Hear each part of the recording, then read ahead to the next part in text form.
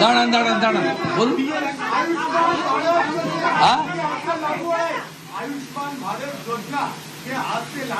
Honourable prime minister साहब का commitment था, बीजेपी का मैनिफेस्टो में था।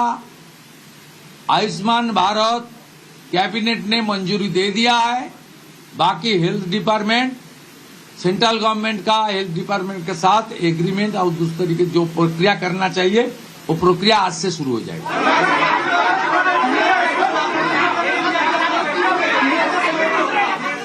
अरे बांग्ला तो बोलছি দাঁড়ান।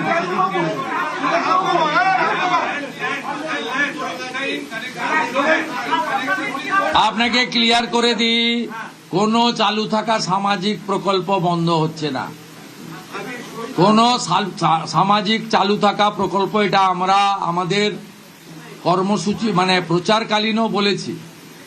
কোন চালু থাকা সামাজিক প্রকল্প সে 30 বছর আগের হতে পারে, 10 বছর আগের হতে পারে, কোনো সামাজিক প্রকল্প আমরা বন্ধ করছি না। আমরা পেপারলেস অফিসও করব।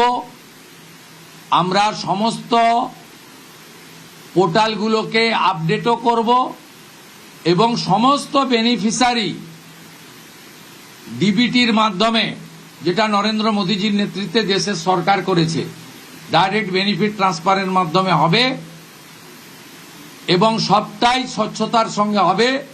আপনার প্রশ্নের উত্তরে আমি পরিষ্কার বলে দিই, যে স্কিমটার কথা আপনি বলেছেন, আমি শুধু ওই স্কিমটা নয়, চালু থাকা কোনো সামাজিক কল্যাণকর কর্মসূচি বন্ধ এই সরকার করছে না, কিন্তু ট্রান্সপারেন্ট স্বচ্ছতার সঙ্গে সেগুলো হবে।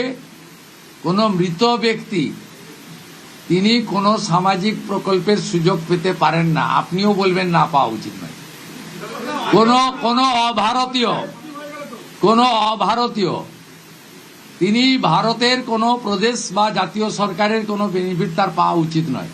অর্থাৎ আমার প্রশ্নে, আপনার প্রশ্নের মধ্যে আমার সব উত্তর আছে।